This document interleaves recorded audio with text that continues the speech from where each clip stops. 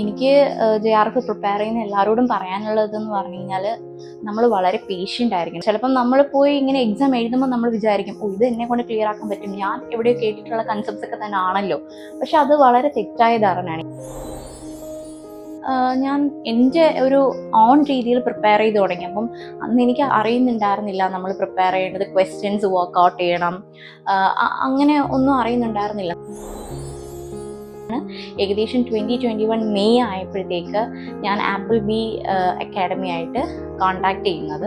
അവിടെ കിരൺ സാറുമായിട്ട് ഞാൻ പരിചയപ്പെട്ടു. സാർ എന്നോട് പറഞ്ഞു അവർക്ക് ഓൺലൈൻ പ്ലാറ്റ്ഫോം ഉണ്ട്, ലേണിംഗ് മാനേജ്മെൻറ്റ് സിസ്റ്റം എന്ന് പറഞ്ഞ ഒരു LMS പ്ലാറ്റ്ഫോം ഉണ്ട്, അതിൽ ജോയിൻ ചെയ്ത് ക്ലാസ് സ്റ്റാർട്ട് ചെയ്ത് പഠിക്കാൻ പറഞ്ഞു. LMS ഇനി പറയാതിരിക്കാൻ പറ്റില്ല. ഞാൻ അത്രയും ഭയങ്കരമായിട്ട് ഞാൻ ഇതിൽ ഇൻവോൾവ് ആയി മാറിയത് ആ ഒരു ഓൺലൈൻ സിസ്റ്റത്തിൽ കയറിയതിന് ശേഷമാണ്. വളരെ ഡീറ്റെയിൽഡ് ആയിട്ടുള്ള പേപ്പർ 1 പേപ്പർ 2 ക്ലാസ്സസ് ആയിരുന്നു അതിനകത്തുള്ളത്. ക്ലാസ്സിൽ പോയപ്പോഴെന്ന് പറഞ്ഞാൽ ജസ്റ്റ് ഒരു മിറാക്കിൾ പോലെ ആയിരുന്നു. കാരണം അവിടുത്തെ ക്ലാസ്സസ് എന്ന് പറയുന്നത് entirely different from what we studied in online എന്ന് വേണമെങ്കിൽ പറയാം. സാർ ഒരു പ്രത്യേക വേ ഓഫ് ടീച്ചിങ് ആണ്. എക്കണോമിക്സിൽ തന്നെ പ്രോസസ് വേഴ്സസ് റിസൾട്ട് എന്ന് പറഞ്ഞൊരു കാര്യം സാർ എപ്പോഴും പറയും. സാറ് പറയുന്ന ഓരോ കാര്യങ്ങൾ ഫോളോ ചെയ്ത് നോട്ട്സ് പ്രിപ്പയർ ചെയ്ത് മോക്ക് ടെസ്റ്റ് പരമാവധി അറ്റൻഡ് ചെയ്ത് പഠിച്ച് ഒക്ടോബറിൽ പോയി എക്സാം എഴുതി. അതിൻ്റെ ബെനിഫിറ്റ് ഉണ്ടായി. എനിക്ക് എന്താ പറയുക, എൻ്റെ ഒരു ഡ്രീം കം ട്രൂ എന്ന് പറയുന്ന ഒരു മൂമെൻ്റ് ആയിരുന്നു. JRF എനിക്ക് കിട്ടി.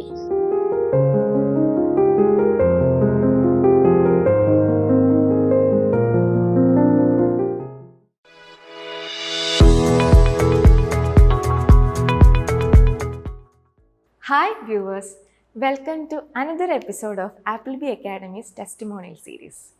ഇന്ന് നമ്മുടെ കൂടെ എക്സ്പീരിയൻസ് ഷെയർ ചെയ്യുന്നത് ഒരു സ്പെഷ്യൽ പേഴ്സണാണ്, ഷാലിയ. എന്തുകൊണ്ടാണ് ഞാൻ ഷാലിയെ സ്പെഷ്യൽ പേഴ്സൺ എന്ന് അഡ്രസ്സ് ചെയ്യുന്നതെന്ന് ചോദിച്ചാൽ, നമുക്കറിയാം UGC നെറ്റ് എത്രത്തോളം ഡിഫിക്കൽറ്റി ലെവലുള്ള ഒരു നാഷണൽ ലെവൽ എക്സാമിനേഷനാണെന്ന്. അപ്പോൾ JRFനെ പറ്റി ചോദിച്ചാലോ, JRF അതിലും ഡിഫിക്കൽട്ടാണ്. അതായത് 1% JRF ക്വാളിഫൈഡ് ആവുന്നത്. അപ്പോൾ ആ 1%-നുള്ളിലായി JRF ക്വാളിഫൈഡായി PhD ചെയ്തുകൊണ്ടിരിക്കുന്ന ആളാണ് ഷാലിയ. അതുകൊണ്ടാണ് ഞാൻ ഷാലിയനെ സ്പെഷ്യൽ പേഴ്സൺ എന്ന് അഡ്രസ്സ് ചെയ്തത്. ഷാലിയെ പറ്റി പറഞ്ഞാൽ, ഷാലിയ ആദ്യം നമ്മളെ കോൺടാക്ട് ചെയ്യുന്നത് 2020-21 ടൈമിലാണ്. ആ സമയത്ത് കോവിഡ് റിലേറ്റഡ് ആയിട്ടുള്ള റെസ്ട്രിക്ഷൻസ് കൊണ്ട് നമുക്കിവിടെ ക്ലാസ് റൂം ക്ലാസ്സസ് ഉണ്ടായിരുന്നില്ല. ആ സമയം ഷാലിയ നമ്മുടെ ഓൺലൈൻ കോച്ചിങ് ആയിരുന്നു ഓപ്റ്റ് ചെയ്തിട്ടുണ്ടായിരുന്നത്. അങ്ങനെ ഷാലിയ ഒരു ടേം ഓൺലൈനായിട്ട് പഠിച്ചു, നമ്മളെ റിസോഴ്സസ് ഒക്കെ യൂസ് ചെയ്തു, എക്സാം അറ്റൻഡ് ചെയ്തു. അതിനുശേഷം നമുക്ക് ക്ലാസ് തുടങ്ങിയപ്പോൾ തന്നെ, അതായത് ഇവിടുത്തെ ഓഫ്ലൈൻ ബാച്ച് സ്റ്റാർട്ട് ചെയ്തപ്പോൾ തന്നെ നമ്മളെ കോൺടാക്റ്റ് ചെയ്തു. ഇവിടെ വന്ന് അഡ്മിഷൻ എടുത്ത് ക്ലാസ്സിൽ ജോയിൻ ചെയ്തു. അപ്പോൾ ഷാലിയയ്ക്ക് ആ ജോയിൻ ചെയ്ത ടേമിൽ തന്നെ JRFോട് കൂടി ക്വാളിഫൈഡ് ആകാനായിട്ട് പറ്റി. അപ്പോൾ അതെങ്ങനെ സാധിച്ചു എന്ന് ചോദിച്ചാൽ, ഷാലിയ ഒരു ടേമിൽ വളരെ സീരിയസ് ആയിട്ട് പഠിച്ചതുകൊണ്ട് തന്നെ ഷാലിയയുടെ വീക്ക്നെസ് എന്തൊക്കെയാണെന്നും സ്ട്രെങ്ത് എന്തൊക്കെയാണെന്നും ഷാലിയയ്ക്ക് നല്ല രീതിയിലുള്ള അവയർനെസ് ഉണ്ടായിരുന്നു. അതുകൊണ്ട് തന്നെ ഇവിടെ വന്ന് ഓഫ്ലൈനായിട്ട് നമ്മുടെ ഫുള്ളായിട്ടുള്ള സിസ്റ്റമാറ്റിക് ആയിട്ടൊരു കോച്ചിങ് മെത്തേഡിലേക്ക് വന്നപ്പോഴത്തേക്ക് ഷാലിയയ്ക്ക് വളരെ എളുപ്പത്തിൽ ആ ഒരു ഗോൾ അച്ചീവ് ചെയ്യാനായിട്ട് സാധിച്ചു. നമ്മൾ എല്ലാ സ്റ്റുഡൻസിനോടും പറയുന്ന ഒരു അഡ്വൈസാണിത്. നമുക്ക് ആദ്യം വേണ്ടത് നമ്മളെപ്പറ്റി അറിയുക എന്നുള്ളതാണ്. നമ്മളുടെ സ്ട്രെങ്ത് എവിടെയൊക്കെയാണ്, നമ്മുടെ വീക്ക്നെസ് എവിടെയാണ്, ഏത് ഏരിയയിലാണ് നമുക്ക് നന്നായി പെർഫോം ചെയ്യാനായിട്ട് പറ്റുന്നത്. ഈ ഒരു അവയർനെസ് ഉണ്ടെങ്കിൽ അതിൻ്റെ കൂടെ വളരെ സിസ്റ്റമാറ്റിക് ആയിട്ടുള്ളൊരു കോച്ചിങ്ങും നമുക്ക് ചെയ്യാൻ പറ്റുന്നുണ്ടെങ്കിൽ നമുക്ക് വളരെ എളുപ്പത്തിൽ നമ്മുടെ ഗോൾ അച്ചീവ് ചെയ്യാനായിട്ട് പറ്റും. അപ്പോൾ കൂടുതൽ കാര്യങ്ങൾ, എങ്ങനെയാണ് ഷാലിയ പ്രിപ്പയർ ചെയ്തത്, എന്തൊക്കെയായിരുന്നു ഷാലിയയുടെ ഒരു എക്സാം ടിപ്സ് എന്തൊക്കെയാണെന്നൊക്കെ നമുക്ക് ഷാലിയയിൽ നിന്ന് നേരിട്ട് കേൾക്കാം. നമുക്ക് വീഡിയോയിലേക്ക് പോവാം. ഹായ്, എൻ്റെ പേര് ഷാലിയ ഡിൻഷ. ഞാൻ ഇപ്പോൾ കേരള യൂണിവേഴ്സിറ്റിയിൽ റിസർച്ച് ചെയ്തുകൊണ്ടിരിക്കുകയാണ് എക്കണോമിക്സിൽ. എനിക്ക് JRF ക്ലിയർ ആവുന്നത് ഡിസംബർ 2021 ജൂൺ 2022 സൈക്കിളിലാണ് എനിക്ക് JRF ക്ലിയർ ആവുന്നത്. അപ്പോൾ ഞാൻ ആപ്പിൾബി അക്കാഡമി ആയിട്ട് പരിചയപ്പെടുന്നത് അതിൻ്റെ ഒരു ജേർണി പറയുന്ന വെച്ച് കഴിഞ്ഞാൽ, എൻ്റെ PG ഞാൻ മൊത്തത്തിൽ എനിക്ക് തേർഡ് ടൈമാണ് എനിക്ക് JRF ക്ലിയർ ആവുന്നത്, തേർഡ് ടൈം. അപ്പം ഞാൻ ആദ്യമേ നെറ്റിന് വേണ്ടി പ്രിപ്പയർ ചെയ്ത് തുടങ്ങുന്നത് ഏകദേശം ഒരു 2021 മെയ് ഒക്കെ ആയപ്പോഴാണ് ഞാൻ സീരിയസ് ആയിട്ട് നെറ്റിന് വേണ്ടി പ്രിപ്പയർ ചെയ്ത് തുടങ്ങുന്നത്. അപ്പം അതിന് മുന്നേ ആയിട്ട് ഞാൻ 2019 ഞാൻ PG ചെയ്തുകൊണ്ടിരിക്കുന്ന സമയത്ത് ഏകദേശം എൻ്റെ ഫസ്റ്റ് പി ജി ചെയ്തുകൊണ്ടിരിക്കുന്ന സമയത്ത് ഞാൻ ഒന്ന് എക്സാം ഒന്ന് അപ്പിയർ ചെയ്ത് നോക്കിയിട്ടുണ്ടായിരുന്നു. അപ്പം അപ്പിയർ ചെയ്ത സമയത്ത് എനിക്ക് മനസ്സിലായ ഒരു കാര്യം എന്ന് പറഞ്ഞു കഴിഞ്ഞാൽ, നല്ല രീതിയിൽ നമ്മൾ പേപ്പർ 1ഉം പേപ്പർ 2ഉം ഒന്ന് പ്രിപ്പയർ ചെയ്ത് എഴുതിയാൽ നമുക്കത് ക്ലിയർ ആവും എന്നുള്ളൊരു ആത്മവിശ്വാസം ഞാൻ ഫസ്റ്റ് ഒന്ന് ജസ്റ്റ് പോയി എഴുതിയപ്പം വന്നതാണ്. പിന്നെ അത് കഴിഞ്ഞ് ഫുൾ 2000 ഞാനൊക്കെ PG ചെയ്യുന്ന സമയത്ത് എന്ന് പറഞ്ഞു കഴിഞ്ഞാൽ കൊറോണ ടൈം ആയിരുന്നു. അപ്പം നമ്മൾ എക്സാംസ് 2020 മെയ്യിൽ കഴിയാനുള്ള എക്സാംസ് എന്ന് പറയുന്നത് കഴിഞ്ഞത് ഓഗസ്റ്റ് 2020 ആയപ്പോഴാണ് എക്സാംസ് ഒക്കെ ഡിലേ ആയിട്ട് അന്നാണ് കഴിയുന്നത്. പിന്നെ അത് കഴിഞ്ഞിട്ട് നമ്മൾ അപ്പം PG ഒക്കെ കഴിഞ്ഞ് ഭയങ്കര സ്ട്രെസ് ഔട്ട് ആയിട്ടിരിക്കുന്ന സമയത്ത് ജസ്റ്റ് ഒരു ലെഷർ ടൈം ഒക്കെ സ്പെൻഡ് ചെയ്യണം എന്നുണ്ടായിരുന്നു. പക്ഷെ എൻ്റെ മനസ്സിൽ ഭയങ്കരമായിട്ട് നെറ്റ് എങ്ങനെയെങ്കിലും എഴുതി എടുക്കണം എന്നുള്ളൊരു ഇതുള്ളത് കൊണ്ട് ഞാൻ വളരെ ഏർലിയർ തന്നെ പ്രിപ്പറേഷൻ ആരംഭിച്ചിരുന്നു.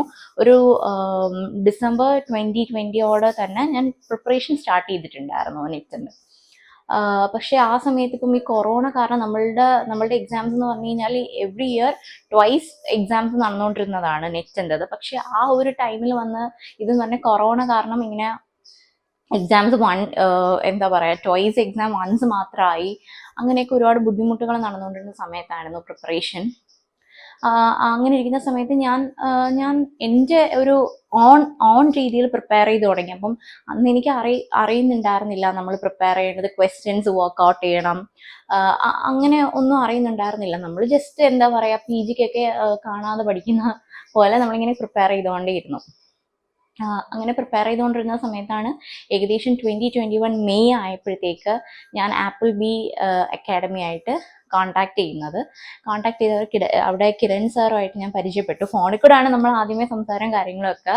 അപ്പം അവിടെ ഓഫ്ലൈൻ ബാച്ചസ് ഉണ്ടായിരുന്നു, പക്ഷെ കൊറോണ കാരണം അവിടെ ജസ്റ്റ് ഒന്ന് സ്റ്റോപ്പ് ചെയ്ത് വെച്ചിരുന്ന സമയമാണ് ഞാൻ പ്രിപ്പയർ ചെയ്യുന്നത്. അപ്പോൾ സാറായിട്ട് സംസാരിച്ചപ്പോൾ തന്നെ സാർ എന്നോട് പറഞ്ഞു അവർക്ക് ഓൺലൈൻ പ്ലാറ്റ്ഫോം ഉണ്ട്, ലേണിംഗ് മാനേജ്മെന്റ് സിസ്റ്റം എന്ന് പറഞ്ഞ ഒരു LMS പ്ലാറ്റ്ഫോം ഉണ്ട്, അതിൽ ജോയിൻ ചെയ്ത് ക്ലാസ് സ്റ്റാർട്ട് ചെയ്ത് പഠിക്കാൻ പറഞ്ഞു. നവംബർ 24 ആയിരുന്നു നമ്മളുടെ എക്സാം. 2021 നവംബർ 24 ഞാൻ ഓൾറെഡി ആപ്ലിക്കേഷൻ കൊടുത്ത എക്സാംസ് അന്നത്തേക്കാണ് വന്നത്.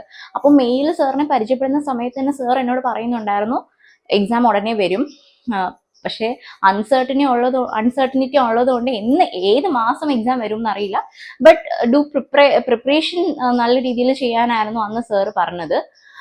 അങ്ങനെ ഞാൻ LMSൽ ജോയിൻ ചെയ്തു. LMS എനിക്ക് പറയാതിരിക്കാൻ പറ്റില്ല, ഞാൻ അത്രയും ഭയങ്കരമായിട്ട് ഞാൻ ഇതിൽ ഇൻവോൾവ് ആയി മാറിയത് ആ ഒരു ഓൺലൈൻ സിസ്റ്റത്തിൽ കയറിയതിന് ശേഷമാണ്. വളരെ ഡീറ്റെയിൽഡ് ആയിട്ടുള്ള പേപ്പർ 1 പേപ്പർ 2 ക്ലാസ്സസ് ആയിരുന്നു അതിനകത്തുള്ളത്. അപ്പം സാറ് പറയായിരുന്നു സമയം കിട്ടുമ്പോഴൊക്കെ ജസ്റ്റ് ഒന്ന് കയറി കണ്ടാൽ പോരാ, കറക്റ്റായിട്ട് അതിൻ്റെ നോട്ട്സ് പ്രിപ്പയർ ചെയ്യണം. ചെയ്തിട്ട് അപ്പം സാർ അങ്ങനെ പറയുമ്പോഴൊക്കെ എനിക്ക് അതിൻ്റെ ഒരു നോട്ട്സ് പ്രിപ്പയർ ചെയ്ത് സമയം കളയണോ എന്നുള്ളൊരു ചിന്തയായിരുന്നു. കാരണം ടെക്സ്റ്റ് ബുക്സും അതൊക്കെ ഇല്ല, അതിലൊക്കെ മാർക്ക് ചെയ്ത് പഠിച്ചാൽ പോരെ എന്നൊക്കെ ഉള്ളൊരു കൺസെപ്റ്റിൽ ഇരിക്കുമായിരുന്നു ഞാൻ. പക്ഷേ പതുക്കെ ചെന്നപ്പോൾ എനിക്ക് കുറച്ച് മുന്നോട്ട് ഞാൻ ഡെയിലി കറക്റ്റായിട്ട് ക്ലാസ്സസ് കാണാൻ തുടങ്ങി, മനസ്സിലായി അതിൻ്റെ ഇമ്പോർട്ടൻസ് എന്നുള്ളത് മനസ്സിലായി. അങ്ങനെ ഞാൻ പേപ്പർ 1ൻ്റെയും പേപ്പർ 2ൻ്റെയും നോട്ട്സ് ഒക്കെ പ്രിപ്പയർ ചെയ്ത് ഇങ്ങനെ പോവുമായിരുന്നു. പക്ഷെ അന്ന് എനിക്ക് പറ്റിയൊരു ഇതെന്ന് പറഞ്ഞു കഴിഞ്ഞാൽ ഞാൻ അന്ന് എൻ്റെ കൺസെപ്റ്റ്സ് എങ്ങനെയെങ്കിലും ക്ലിയർ ആക്കണം. കാരണം നമുക്ക് PG ഒക്കെ നമ്മൾ പഠിക്കുന്നുണ്ടെങ്കിലും എല്ലാ കൺസെപ്റ്റ്സും ഒന്നും നമുക്ക് ക്ലിയർ ചെയ്ത് പോകാൻ പറ്റത്തില്ല. പിന്നെ എൻറ്റയർലി പേപ്പർ 1 എന്ന് പറയുന്നത് നമ്മുടെ മുമ്പിൽ ആദ്യമായിട്ടാണ് നമ്മൾ അത് പ്രിപ്പയർ ചെയ്യാൻ പോകുന്നത്. അതിനെപ്പറ്റി യാതൊരു ഐഡിയ ഇല്ല. അപ്പം ഞാൻ ആ ഒരു ടൈം പീരീഡ് എന്ന് പറയുന്നത് ഞാൻ എങ്ങനെയെങ്കിലും കൺസെപ്റ്റ്സ് ക്ലിയർ ആക്കണം. സോ കൺസെപ്റ്റ്സ് ക്ലിയർ ആക്കണമെങ്കിൽ ഞാൻ വ്യക്തമായി ക്ലാസ്സസ് നല്ല രീതിയിൽ കേൾക്കണം, അതിൻ്റെ നോട്ട്സ് പ്രിപ്പയർ ചെയ്യണം. അപ്പം അതിനായിരുന്നു ഞാൻ ഫോക്കസ് കൊടുത്തിരുന്നത്. റാദർ ദാൻ ഞാൻ ക്വസ്റ്റ്യൻസ് വർക്ക്ഔട്ട് ചെയ്യുന്നതിനെക്കാട്ടിലും ഞാൻ അതിന് ഇമ്പോർട്ടൻസ് കൊടുത്തു. അങ്ങനെ ഞാൻ ഇടയ്ക്കിടയ്ക്ക് ഡൗട്ട് വരുന്നേക്ക് സാറിനെ വിളിച്ച് ചോദിക്കും. സാർ പറ്റുന്ന രീതിയിലൊക്കെ എന്നെ ഹെൽപ്പ് ചെയ്യും, അങ്ങനെയൊക്കെ പറഞ്ഞു തരുന്നുണ്ടായിരുന്നു. ബട്ട് ഈവൻ ദോ ഓൺലൈൻ പ്ലാറ്റ്ഫോമിൽ ആയിരുന്നെങ്കിൽ പോലും എപ്പോഴും ടെസ്റ്റുകളൊക്കെ നടത്താറുണ്ട്. ടെസ്റ്റൊക്കെ ഞാൻ അറ്റൻഡ് ചെയ്യും. പക്ഷെ ഞാൻ അപ്പോഴൊക്കെ ടെസ്റ്റൊക്കെ അറ്റൻഡ് ചെയ്യുമെങ്കിലും അതിൽ കിട്ടുന്ന സ്കോറൊന്നും ഞാൻ എന്താ പറയുക, എൻ്റെ മനസ്സിൽ അത്രത്തോളം ഞാനത് ഇൻടേക്ക് ചെയ്തിട്ടുണ്ടായിരുന്നില്ല. ഞാൻ പഠിച്ച് പോകാന്നുള്ളതായിരുന്നു. അങ്ങനെ ഇരിക്കുമ്പോഴാണ് അപ്പോഴെല്ലാം സാറ് പറയപ്പെടും ടൈം മാനേജ്മെന്റ് ഭയങ്കര പ്രധാനമാണ്. നല്ല രീതിയിൽ ടൈം മാനേജ് ചെയ്താൽ മാത്രമേ എക്സാം വരുമ്പോൾ നമുക്ക് എക്സാം എഴുതാൻ പറ്റുള്ളൂ. പഠിച്ച് പോയാൽ പോരാ, നമ്മൾ ഒരുപാട് കാര്യങ്ങളുണ്ട്. ടെസ്റ്റ് പേപ്പേഴ്സ് നല്ല രീതിയിൽ ടൈം മാനേജ്മെന്റ് ചെയ്ത് അറ്റൻഡ് ചെയ്യണം. നമ്മൾ ഫുൾ ക്വസ്റ്റ്യൻ പേപ്പർ വായിച്ചു നോക്കുമ്പോൾ നമുക്ക് മേ ബി ഫുൾ അതിന് ആൻസർ അറിയായിരിക്കും. അപ്പം ആ ആൻസർ പതുക്കെ ഇരുന്ന് ചെയ്ത് കഴിഞ്ഞാൽ ഒരിക്കലും ഒരു കോമ്പറ്റേറ്റീവ് എക്സാംസിൽ നമുക്ക് വിൻ ചെയ്യാൻ പറ്റില്ല. നമ്മളത് എത്ര വേഗം അണ്ടർസ്റ്റാൻഡ് ചെയ്ത് എത്ര വേഗം അതിന് ആൻസർ കൊടുക്കുന്നു അതിലാണ് കാര്യം ഇരിക്കുന്നത്. സോ അങ്ങനെ പ്രിപ്പറേഷൻ നടന്ന് നവംബറിലായപ്പോൾ എക്സാം വന്നു. നവംബർ 2021 എക്സാം വന്നു. അത് പോസ്റ്റ്പോൺ ചെയ്ത എക്സാമാണ് അപ്പോൾ വരുന്നത്. എക്സാം എഴുതി. ഇപ്പം ഞാൻ ഭയങ്കര കോൺഫിഡൻ്റ് ആയിരുന്നു. എനിക്ക് എക്സാം നല്ല രീതിയിൽ എക്സാം പാസ്സാവാൻ പറ്റും എന്നുള്ളൊരു പ്രതീക്ഷയാണ് ഞാൻ വെളിയിൽ ഇറങ്ങുന്നത്. പക്ഷെ എന്നാലും എനിക്ക് കുറേയൊക്കെ ആൻസർ എഴുതി തീർക്കാൻ പറ്റിയിട്ടുണ്ടായിരുന്നില്ല. പക്ഷെ എഴുതിയതോളം എനിക്ക് എന്താ പറയുക ക്ലിയർ ആവാനുള്ളത് ഞാൻ എഴുതിയിട്ടുണ്ടല്ലോ എന്നുള്ള ഒരു കോൺഫിഡൻസിലാണ് ഞാൻ എഴുതിയ.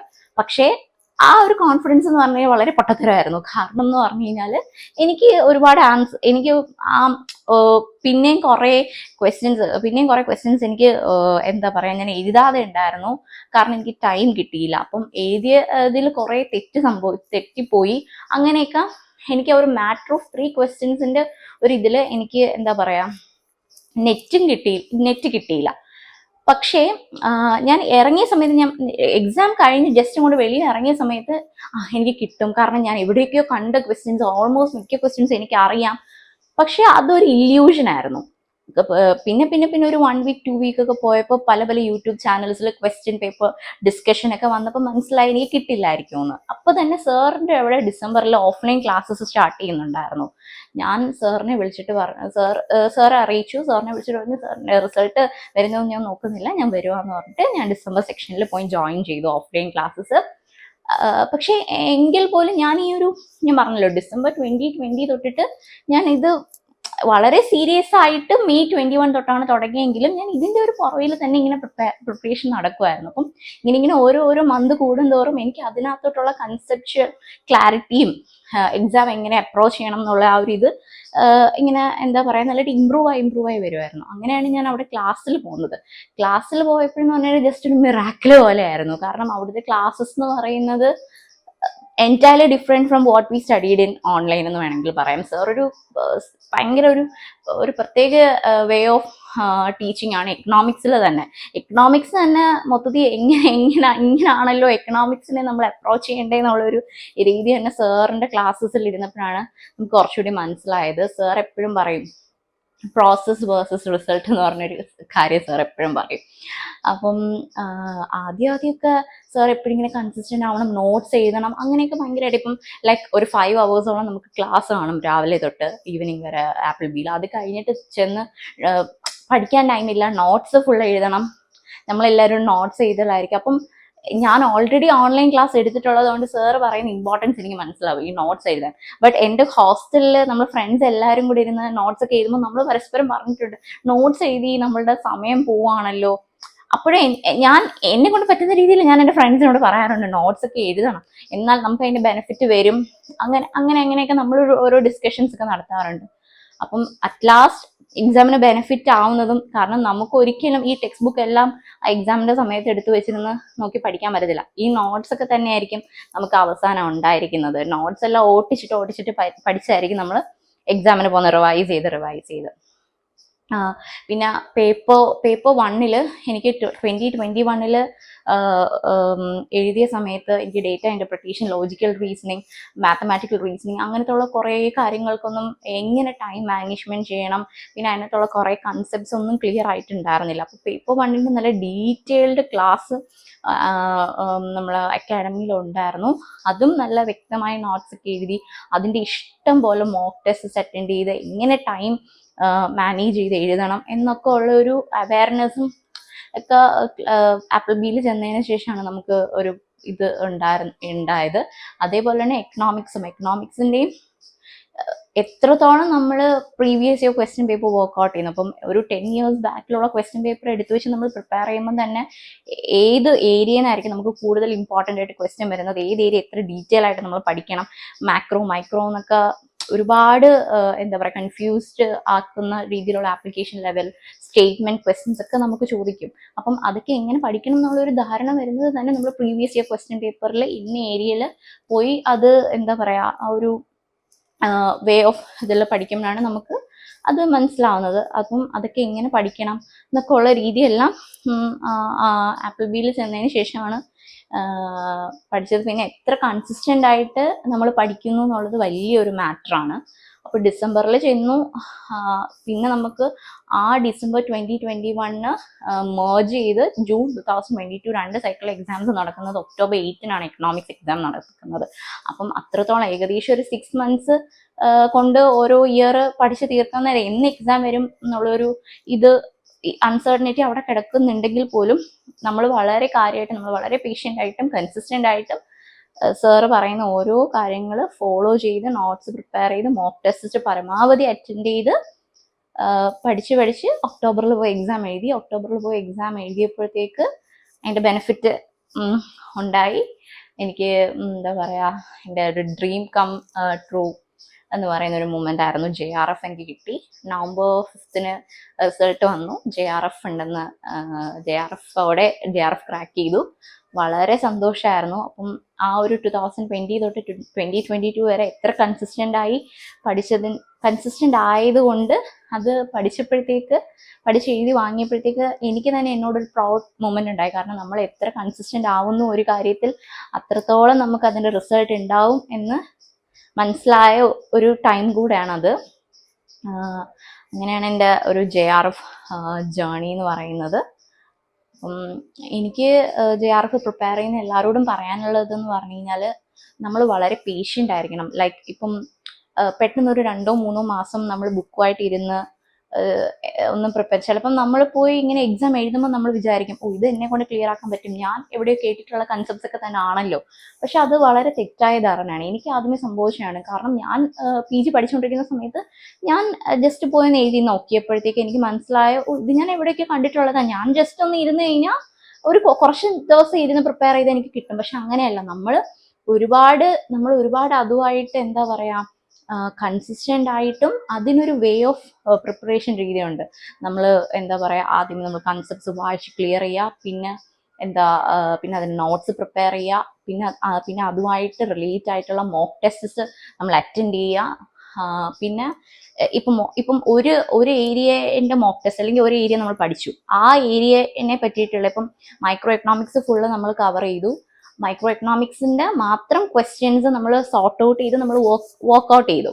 എന്നിട്ട് അത് ജസ്റ്റ് മാറ്റി വെക്കുകയല്ല ചെയ്യുന്നത്. പിന്നെ ഒരുപാട് 10-20ഓളം എക്കണോമിക്സിൽ തന്നെ 10 ചാപ്റ്റേഴ്സോളം നമുക്ക് പഠിക്കാനുണ്ട്. അതേപോലെ തന്നെ പേപ്പർ 1നും 10 ചാപ്റ്റേഴ്സോളം പഠിക്കാനുണ്ട്. അപ്പം നമ്മൾ ഒരു ചാപ്റ്റർ പ്രിപ്പയർ ചെയ്ത് വെച്ചെന്ന് വിചാരിച്ചു നോട്ട്സ്, പിന്നെ അതിന്റെ മോക്ക് ടെസ്റ്റ് അറ്റൻഡ് ചെയ്തു.